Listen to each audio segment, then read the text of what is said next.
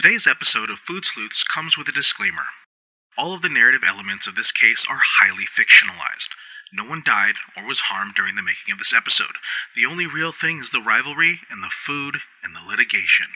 Any semblance of characters or stories are purely coincidental. Fascinating, but coincidental. If even after this disclaimer you believe it to be true, then let me introduce you to this episode's sponsor. Brought to you by VPN Legends of Food. In a world where your attention span is too short, your doom scrolling is way too long, and your hunger is too hungry, it's time to play VPN Legends of Food. A small team of engineers in a country where software development is staggeringly cheap has created a freemium, passive game that gamifies protecting your mobile or PC device from the prying eyes of corporate America. In VPN Legends of Food, the more you play, the more you unlock servers that will allow you to change what streaming shows you have access to. Is that a form of piracy? Who knows? Also, if you buy Legends of Food bucks, spend them at the VPN Legends of Lounge to have VPN Food Legends of blocks delivered straight to your door. Just add hot water, and these food blocks provide you with all the vitamins and minerals you need to keep gaming. Are you hungry for privacy? Play VPN Legends of Food now and use the code POOSLEUTHS24 and you'll start with an extra 200 VPN Food Legend of bucks and unlock the hero Privacy Pete. Case 3. The case of the Tijuana Taco Turf War. Up to this point, the sleuths have quelled curious inquiries on missing sandwiches and went deep sea diving into local fishing. But today, death was on the menu. The worst kind of death you could order. Murder death.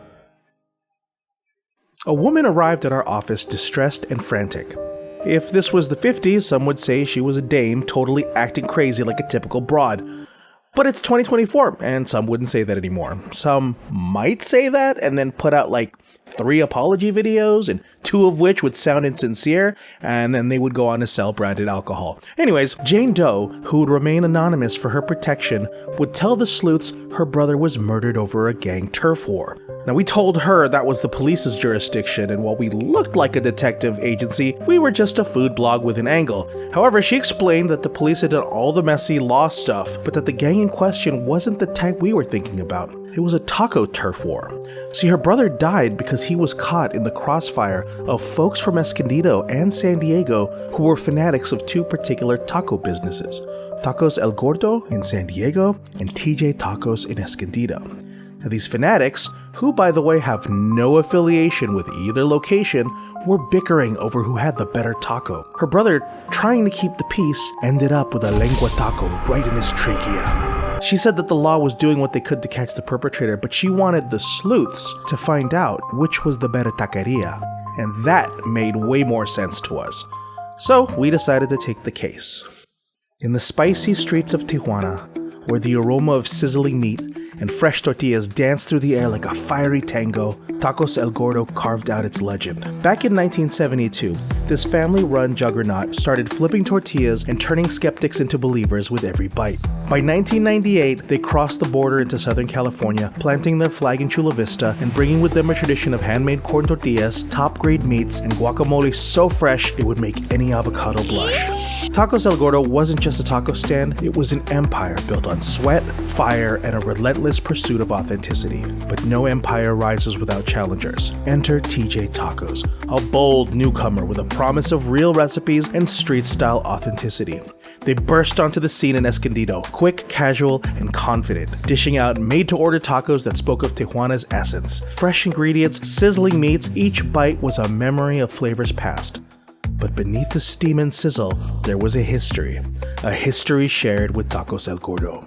Saba Sluia Hana was no stranger to the game. For 6 years, he wore the Tacos El Gordo apron, learning the secrets of the trade. But in 2012, he walked away. By March 2013, he had resurfaced, this time leading the charge at TJ Tacos. But he wasn't alone. Hector Roman Vasquez, a former assistant chef at Tacos El Gordo, joined him. Together, they opened up shop, and suddenly the taste and technique felt all too familiar. Tacos El Gordo had seen enough. The courtroom lit up with heat more than just fiery salsas. Tacos El Gordo claimed their former employees had taken more than just memories. They had stolen trade secrets, recipes honed over decades, supplier connections, insider tricks of the trade. Legal accusations flew like shrapnel, and Yelpers added fuel to the fire, calling TJ Tacos a mirror image of their Chula Vista counterpart. The battle raged in San Diego Superior Court. But for the customers, the real question wasn't about stolen secrets. It was about flavor. This is where the Food Sleuths stepped in. Not to arbitrate legal battles, but to solve a tastier mystery. Which taco joint truly ruled the streets? But before we get to eating, let's talk about each location. Both Tacos El Gordo, Chula Vista, and Escondido's TJ Tacos location were strikingly similar in floor plan. They both had large windows with ample seating. They both had outside seating areas that looked almost identical. Even more curious was the ordering and payment setup. Both locations had a payment island where you could get napkins, hot sauce, and order drinks. And both locations had a cooking bar where there were lanes dedicated to different types of meat. A Carne Asada lane, an adobada, and a lane for other cuts of meat. It was almost uncanny how similar the two floor plans were. Let's rate the locations. Service was curt but polite, seating was clean and available, parking was easy and plentiful. Mind you, we went in the evening hours for dinner at both restaurants. Food was out fast and hot, the prices were very reasonable. Pound for pound, Tacos El Gordo and TJ Tacos were not only fighting in the same weight class, they were very similar boxers. I would have only been able to tell the difference simply because of the difference of name. So really, it came down to quality and flavor. On the menu, the sleuths decided to compare apples to apples, or in this case, manzanas con manzanas. We chose 3 tacos that both locations offered: Carne Asada, Suadero, and Lengua. For the uninitiated or anyone living under a rock, Carne Asada is a taco shop standard, which literally means grilled meat. The seasoning is a dry rub that usually contains salt, pepper, cumin, oregano, onion, and garlic powder, chili powder, and smoked paprika. Carne Asada seasoning is added to the meat together with lime juice and other flavorings and left to marinate for several hours overnight. This is a staple offering of any self-respecting taco joint in Southern California. Much less known is Suadero. Suadero, sometimes known as rose meat due to the light pink color, is a thin cut of meat from the intermediate part of the cow or pig between the belly and the leg. Suadero is noted for having a smooth texture rather than a muscle grain. Typically, Suadero is confited or fried and used as taco filling. Finally is Lengua. If you have rudimentary knowledge of Spanish or a dust-gathering Duolingo account, you will remember that lengua means tongue. Some of you might have a mouth-watering reaction to this part of the cow, but others might trigger the gag reflex. See, beef tongue is not typically an American cut of meat, but Mexicans and Koreans alike will tell you it might be some of the most tender and delicious cuts you can have in either a taco or Korean barbecue. When cooked slowly, the beef tongue has properties in its connective muscle tissues and fat deposits that it can be some of the most melt-in-your-mouth meat you've ever munched on. Round 1. Carne Asada. Visually, they looked identical. Carne asada meat with salsa, diced onions, fresh guacamole with cilantro on soft corn tortilla. In the presentation, TJ Tacos was a little bit more generous with their guacamole. While the tastes were strikingly similar, Tacos El Gordo edged out TJ Tacos for 2 reasons. Number 1, even though it was swimming in the extra guac, the TJ Tacos were drier in the meat and less tender, and this meant a chewier and less satisfying overall flavor. Number 2, at TJ Tacos, instead of the meat being freshly cooked at the griddle, at least when we got it, it was pulled out from a metal container. It's not to say it wasn't fresh, but it was definitely less fresh than if we had watched it taken straight off the pan. Regardless of if the cook took it out a second ago or 2 minutes ago, the impression that it wasn't served right off the griddle was a huge turnoff. Points to Tacos El Gordo. Round 2. Suadero.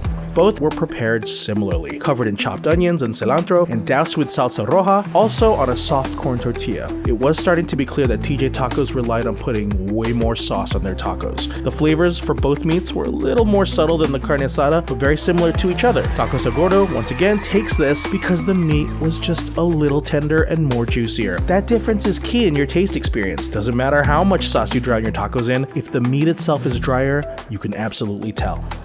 Round 3. Lengua.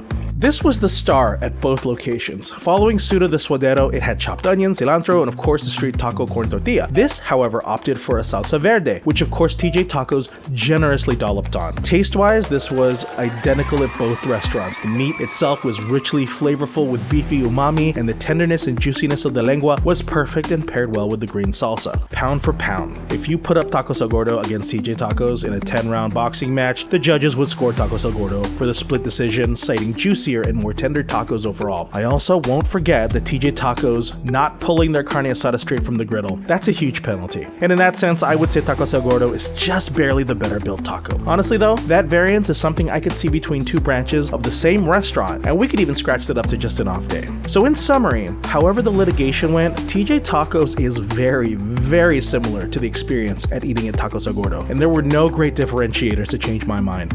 Basically, if you're craving that street taco experience, go to wherever's closer and you won't be disappointed. So while we do give Taco El Gordo the edge, the difference between gold medal and silver medal was milliseconds. While our client's brother's death was still open for investigation, we had a definitive answer on the Taco Turf War. Taco El Gordo by a hair. Case closed. You think your local taqueria does a meaner street taco, or do you have a juicier food investigation that needs our attention? Send it to the Food Sleuths. We'll bring our taste buds and critical lengua to get into the Suadero of the matter. As long as it's yummy. You want more Food Sleuths? Subscribe, sign up for notifications, like the video, share it with other foodies, or help out the creator of this channel by joining the Mel's World Patreon. We'll see you on the next case.